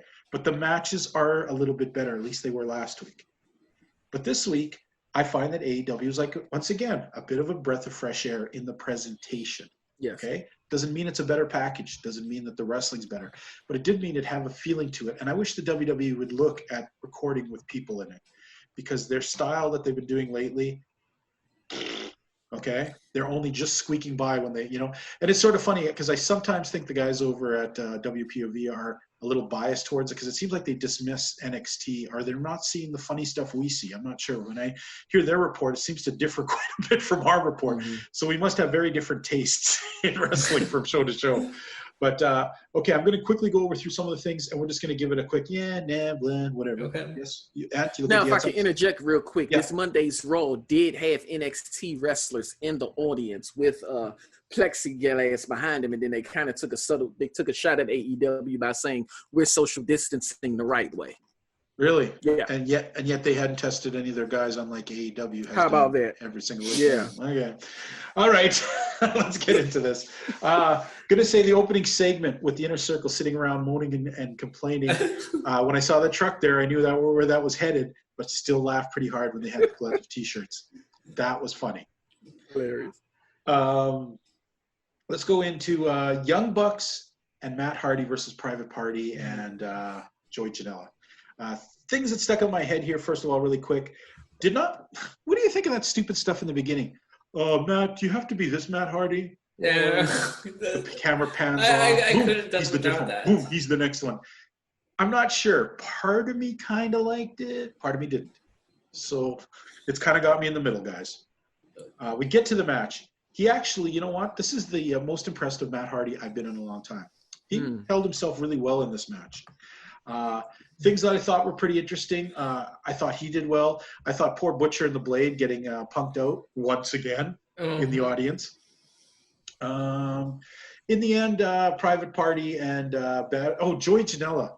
What the heck kind of hairdo is that, Joey? Right? What the hell, man?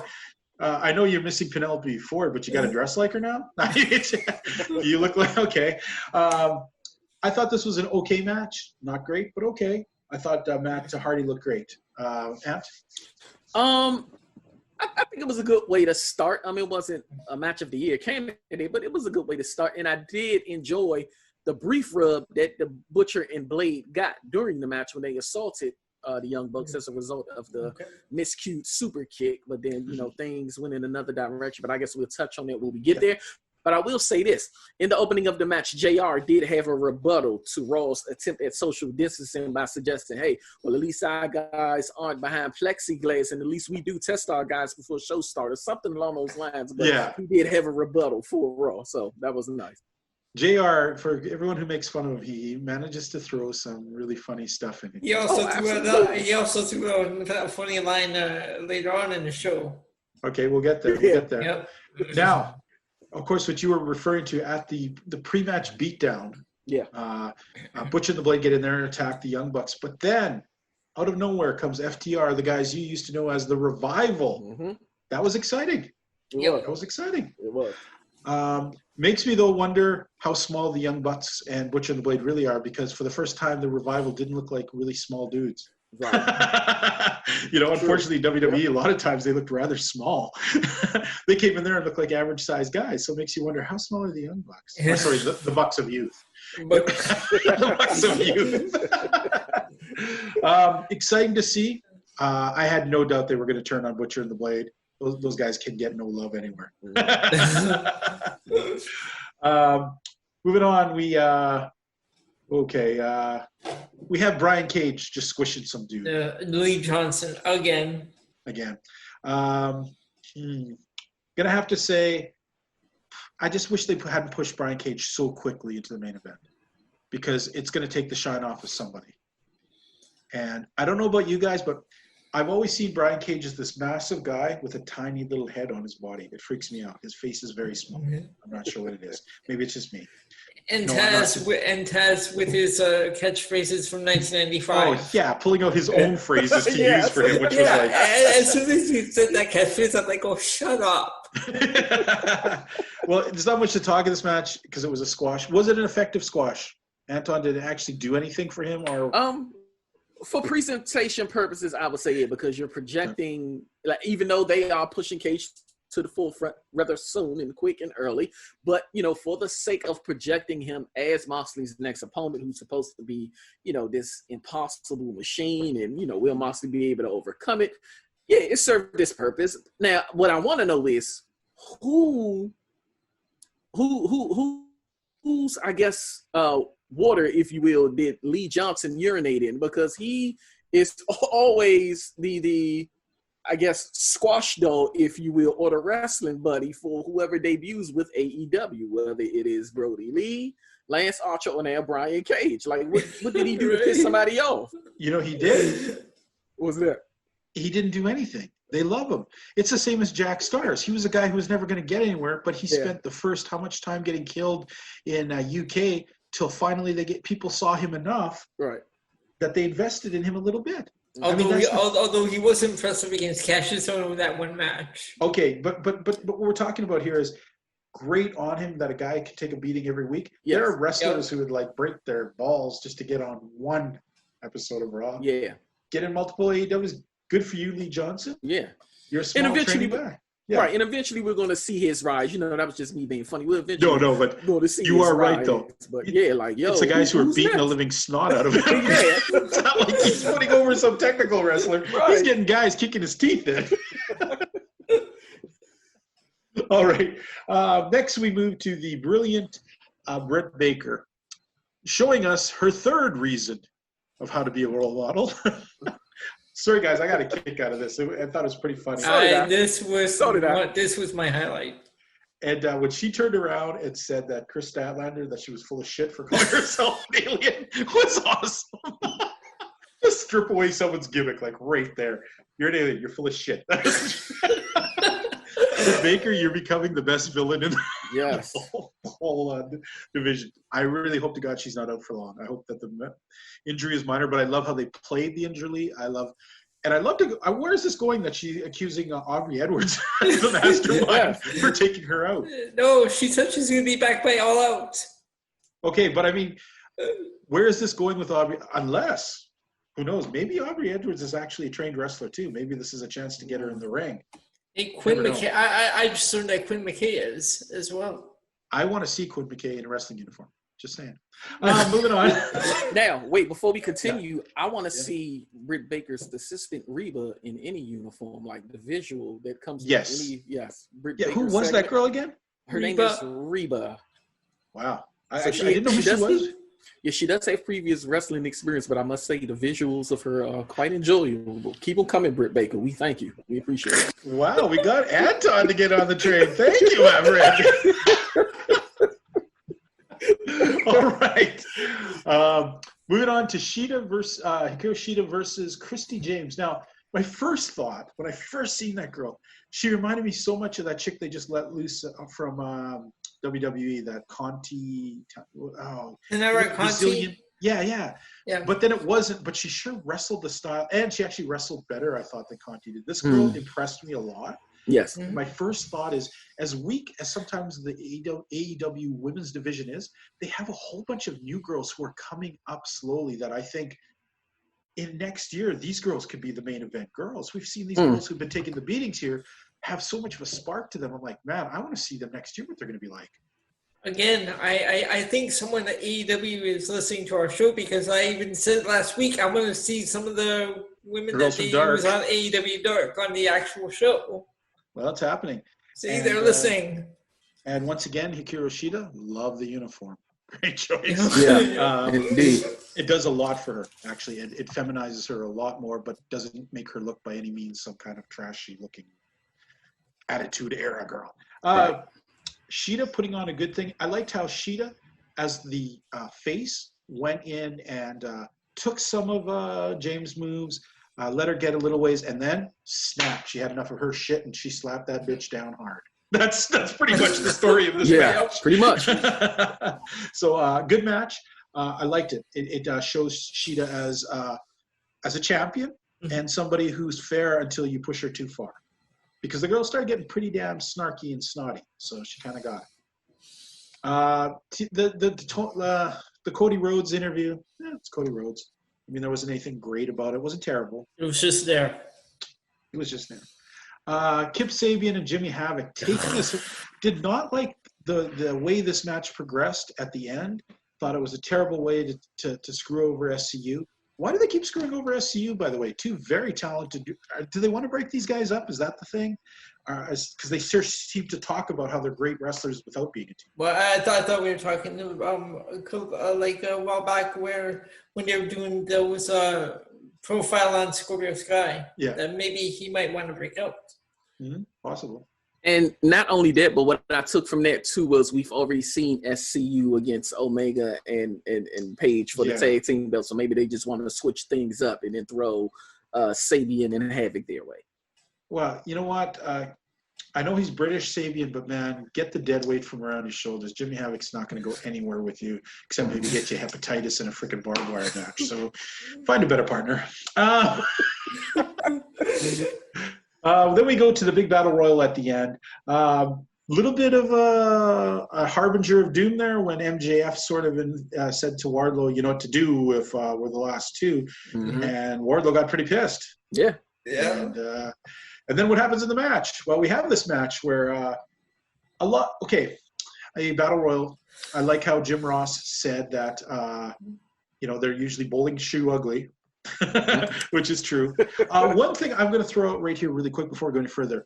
I've noticed in this week's episode and in the pay-per-view, an all-star that we didn't talk about is Excalibur. Really was incredible both these nights, I think. Indeed. He really guided a lot of stuff. He called Tony Schiavone on so many stupid things, and then without making him look stupid, corrected him. Mm-hmm. There was a part where in the Moxley Brody Lee match when Moxley had come behind Brody Lee and put him in a choke and then put him into the rear naked choke. Right away, Tony's like, he's got him in the rear naked. And then he puts him in the rear naked. Which is another, and like Excalibur has a way of kind of pointing out a few things, but at the same time, not making Tony Schiavone look stupid. Stupid while correcting him, right. But also coming across as very funny and in there. And I like that about him. Mm-hmm. Like when Tony said the stupid thing when he went to suplex one of the guys, he's like, well, it is natural turf. And then Excalibur's like, so what's your point? Which made sense because he just said the stupid thing and he didn't elaborate on it. He just... Now this is where I was talking about Jim Ross. Yeah. Did you catch what he said? About? When he called MJF an arrogant Richard? Yeah. An arrogant Richard. Oh, and excuse me, I forgot to even mention this part. Mentioning that Brody Lee doesn't like yawning. Like, drop the fucking WWE crap, okay, guys? Just keep making him like he's Vince McMahon. It's not working for anything. It's crap. It's stupid. Agreed. Okay? Agreed. This match was pretty good. Kind of surprised. I mean, it seems too soon, I think, though. Once again, rushing through stuff. But I think the MJF punch and Wardlow thing was too soon.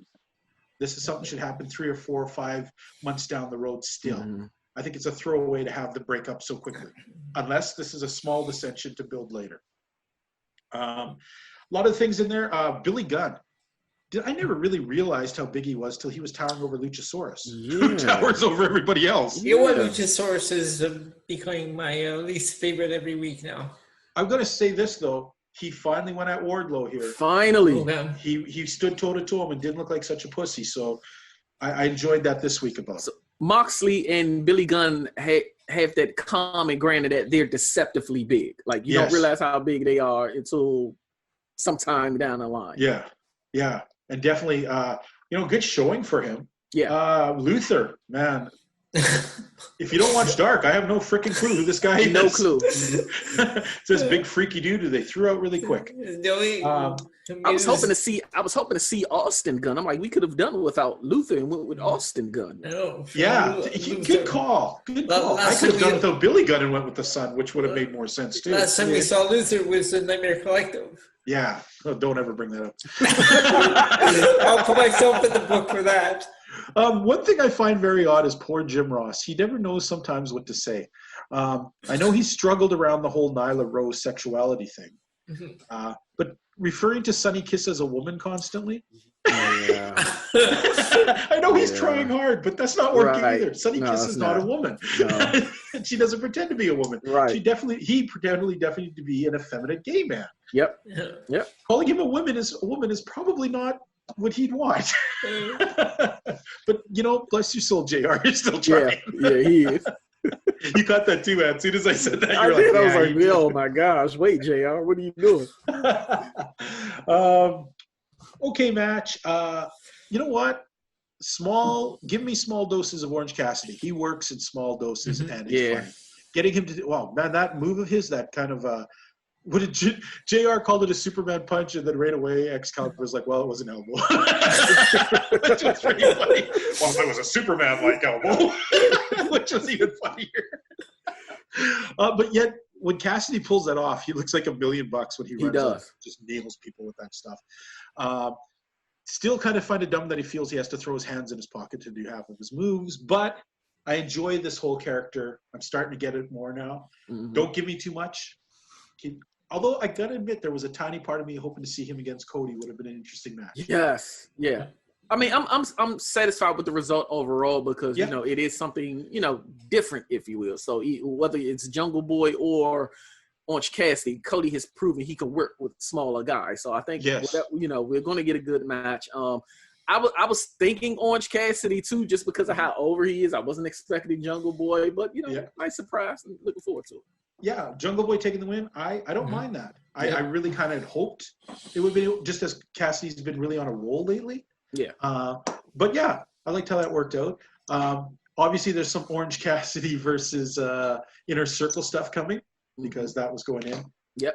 Okay, and then now we come to the final part of the show. And it's probably going to be a big ratings thing, bit of a schmoz, bit of some really – you got to have a weird sense of humor, I think, sometimes to get some of Chris Jericho's jokes. Yeah. Because this whole Inner Circle, pep rally, whatever it was odd. The idea of the gifts they gave each other were very strange. Jack Hager reading a poem that progressively weird. got violent and scary at the end. So much so the other guys had to calm him down. Yeah.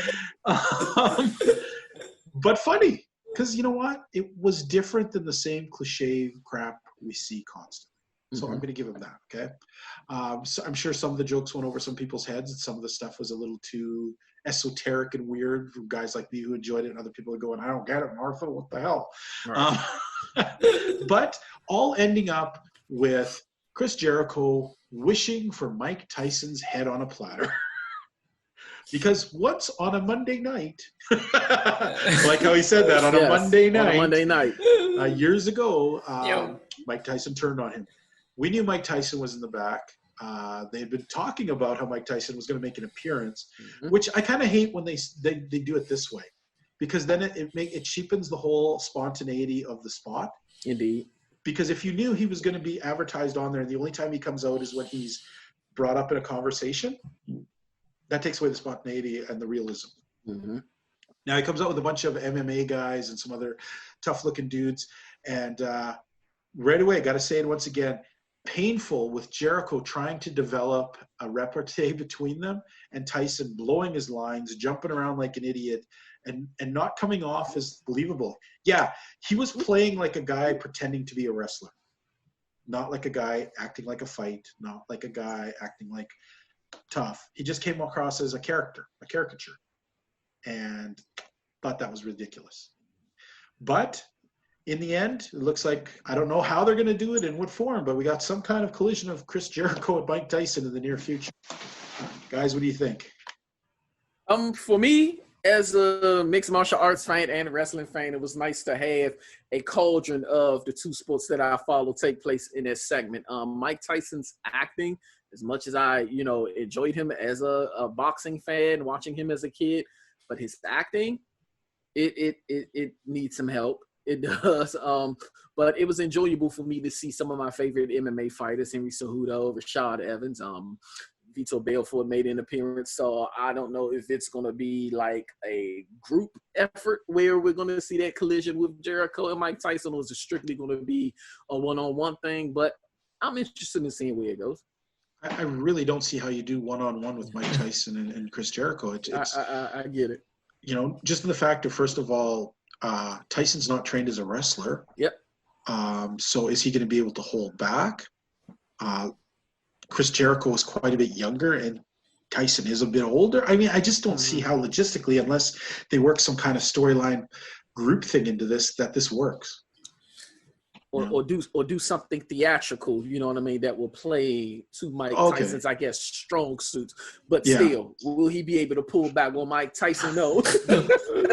Will he know to hit Jericho and not hit him as he would in Evander Holyfield or Lennox Lewis? So he was really struggling to rip that AEW.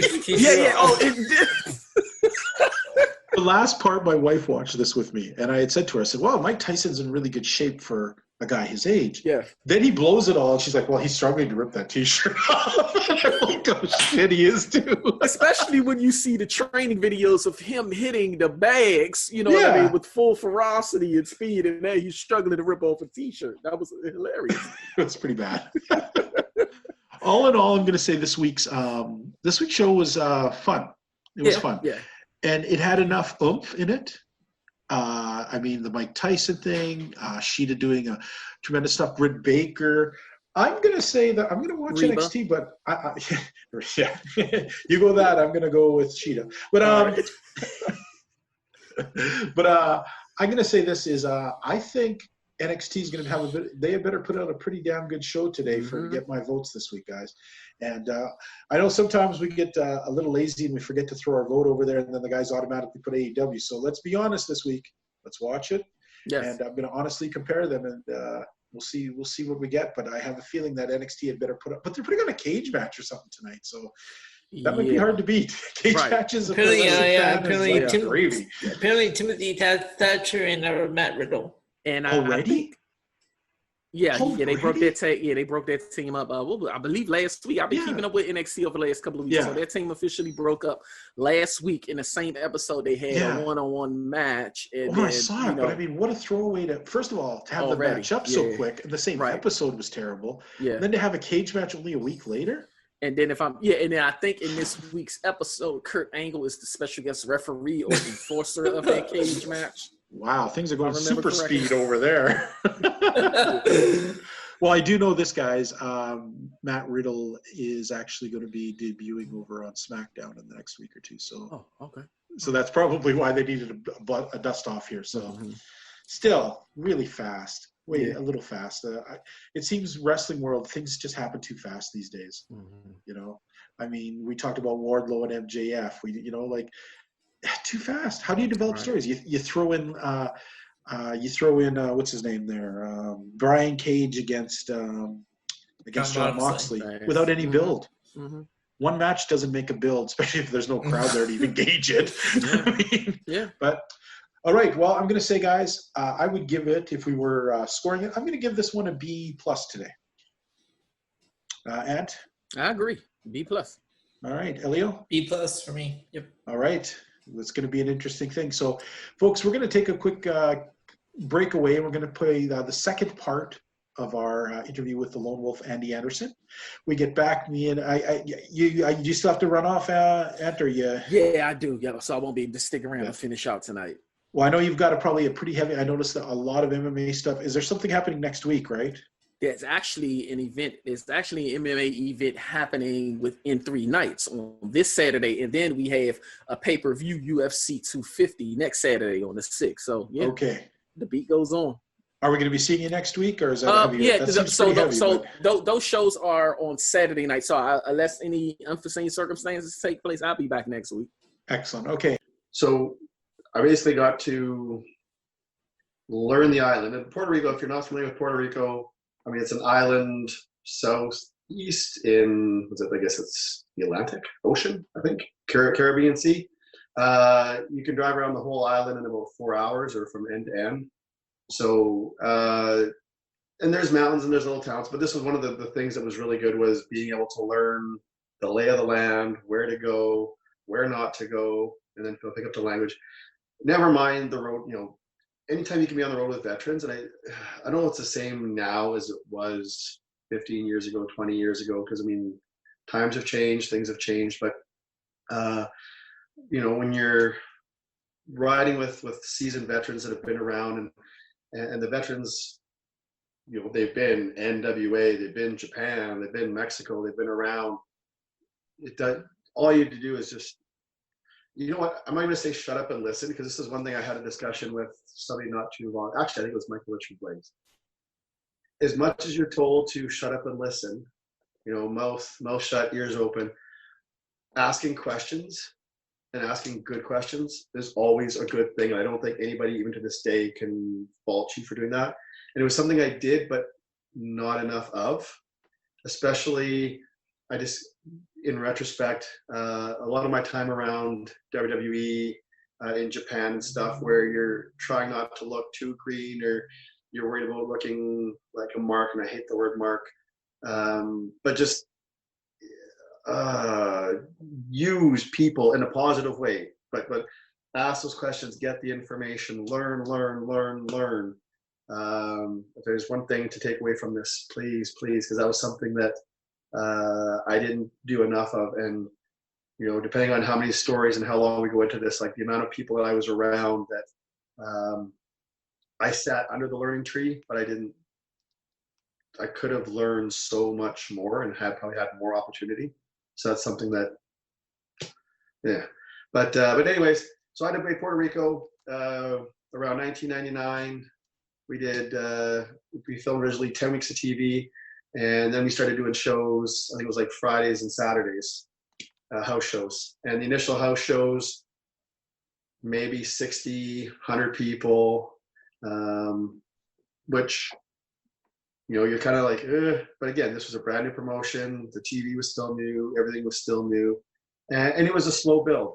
But I was there consistently from 1999 till about 2003, sometime 2003. And at that time, we were sort of, we weren't really in official developmental territory of WWE, but between Victor and Savio and Miguel and those guys, we had WWE talent that would come in. Guys were, I got some dark matches. Shane the Glamour Boy got dark matches. Ricky Banderas, Apollo. There was opportunities there. But once we got going and as things picked up, we were running 4 nights a week. We were doing Thursday, Friday, Saturday, Sundays. We would do Saturday nights was always like the big show of the week. We were doing TV every week. There was a point where we had 2 hours of TV on Saturday, 2 hours of TV on Sunday. So yeah. And for a population of, I think the island at the time was like 2 million people. I think we had like about a quarter of the population that was watching. Wow. So yeah, so it was, and it wasn't out of the ordinary for the Friday, Saturday shows to have, like, on a weekly basis, have anywhere from like 1,000 to 3,000 people. And like, it was hot. It was a time WWE or WWF was hot. This had really built a good war between WWC and IWA. It was kind of, WWC was sort of the NWA, WCW classic. They were kind of old school. They were always, they'd been there for decades. IWA Puerto Rico was kind of like the attitude era WWF, WWE. And so it was, I want to say like fresher, edgier, a little bit more similar to WWF at the time. And so that appealed to a lot of people. But when you're a kid and you're trying to chase the dream in your mid-20s, a kid from Canada, living on an island where you're literally 5-minute walk from the beach and wrestling 4 nights a week, it's the dream. It's the dream. Pretty much. But that was kind of where, in that time, like I had opportunities for WWE. I had a couple trips to Japan. It's what do you want to know? What do you want to hear? Because there's a lot. Yeah. Well, you know what, fans, we are going to delve deeper in another interview where we're going to have a longer format. We're going to talk more about these kind of stories. I'm going to throw out one last question before we talk about the current thing and wrap up. Is in your mind, we've talked about this, there's always been this special mystique about Puerto Rico. You've been there, you're backstage, you've wrestled with the guys, you've seen the crowds. What exactly makes that mystique? What was it that was so different about Puerto Rico that it has this mystique for North American wrestling fans? I think a lot of the mystique, and again, like I haven't been there in years, and I can only speculate from what I see and read and the few people that I keep in touch with. But back then, the early 2000s, going back, I think one of the main things about Puerto Rico was the people really believed it, really bought into it, and like, honestly, almost like religion. And you go back to the stories of like the late 70s and the 80s when you had like Carlos and Brody and the sheep herders, Abdullah the Butcher. That's where you hear the stories about people throwing batteries and assorted liquids and melees and riots. And if you watched a lot of the footage from the 80s and the 90s, there was no ringside seats. You know, you had, it was like in the middle. They had a lot of kind of like basketball courts, and the ring was in the middle of the floor. It'd be like a hockey rink where, you know, it'd be at center ice would be the ring. There'd be like no floor seats, and then everybody would be up in the stands. Mm-hmm. And that was, you know, you have that space, and you know, you go back and you look at the angles, you look at the violence, and it's the people believed, whether they honestly believed, there was especially this belief, maybe the combination of the two. It was just, and you know, that they believed, man, they believed, and that's I think that's probably at its core, that's where that mystique really stems from. Okay. Now, you know what? You're still in year 24 of wrestling. You're still here. You're still competing. Now, tell me just a little bit about that now, and entertaining. Tell us a bit about that right now. I know you're still wrestling in a semi-regular capacity in Edmonton. So based out of Edmonton, the PWA, the Prairie Wrestling Alliance. PWA has been going now. I think this was supposed to be our 19th anniversary back in March before the sky fell. I've been involved with the PWA since either 2012 or 2013. I've been very fortunate. Kurt Sorokin is main owner.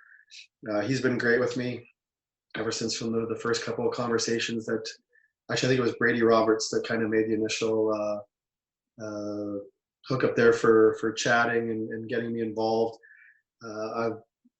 Kurt's been great to work with. Everybody that's, you know, I'd say 99% of the people that have worked with the PWA, great to work with. I've been very fortunate that, being a respected veteran, I've been able to have a fair amount of input into, you know, first and foremost what I do, in addition to helping out with other, you know, with matches and storylines and what have you over the past several years. I've seen some tremendous talent come through. There's been a lot of guys that, you know, that Kurt has brought in for, you know, either to Edmonton shows, Calgary shows. I have to, one of my favorites just personally was 2014. We had the Iron Sheik come in along with Bushwhacker Luke. And that for me was an amazing weekend. First of all, because Bushwhacker Luke is a good friend of mine from the Puerto Rico days. Like, I've known Luke now probably close to 20 years. So it was great. Iron Sheik was always one of my favorite heels, favorite villains. And getting to spend some time chatting with him. And for those that know the Iron Sheik well, he had like the Indian clubs that he'd do the demonstrations. And I've got club bells, which are similar. And he was my influence for training with those. So I brought those down to the Calgary show and gave him a demonstration, and he loved it. I was also, at some point after that, I did a character based on my impersonation, my Iron Sheik impersonations. It was the Ayatollah Adnan Al-Waziri Anderson, which, if you break that all down, half of it was Iron Sheik, and then half of it kind of came from Sheik Adnan Al-Kaisi back in the AWA days when he used to get his stables, like with Ken Patera and Jerry Blackwell when they joined. So that was kind of the thing there. But yeah, that was great. I would say it's probably the top promotion in Alberta, probably the top promotions in Western Canada, if not the entire country. They do, you know, we do shows in Edmonton and Calgary, and then some, you know, the odd spot show here and there. But I'm very proud, very happy to be associated and work with the PWA. And if you get a chance to check it out, I highly recommend it. I don't know. I'm sure if you look it up on Twitter and Instagram, and you can find PWA Wrestling. Now, if fans wanted to look up Andy Anderson's information, do you have stuff? Do you have an Instagram? Is there YouTube stuff? Where can people find stuff about you? Andy Anderson doesn't have a lot per se. There's if you find there's an Andy Anderson Facebook page. I haven't honestly touched in a couple of years. I think the profile pic is one of myself in that aforementioned Ayatollah character with Sheikh Shabazz. So if you find that, you found the right one. I haven't looked at it in years.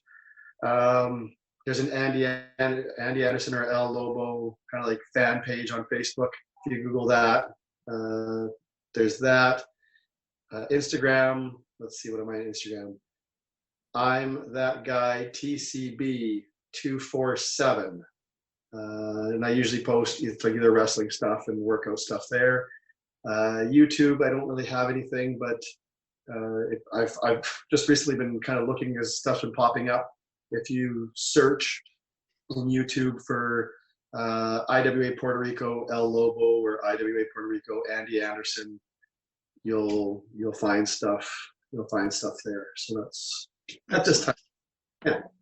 Excellent. Well, you know what, Andy, we want to thank you for coming on the show today. And you know what, fans, we are going to have Andy back. We are going to go deeper into some of the other territories and stories and things. If you're interested in specific questions about any of those areas, if you want Andy to talk a little bit of something about in Japan or in Tennessee and Puerto Rico, wherever, we're going to field in some questions like that. The only question we're not going to answer, we're not going to ask him, is who the 2% of the guys in PWA that he didn't like that he had to deal with. We're not going to ask that. We're staying away from that. We're going to keep this politically correct. But other than that, we want to thank you, Andy, for coming on the show, and we want to wish you the best luck. And we look forward to seeing you, because I know I'll be seeing you once this coronavirus goes in.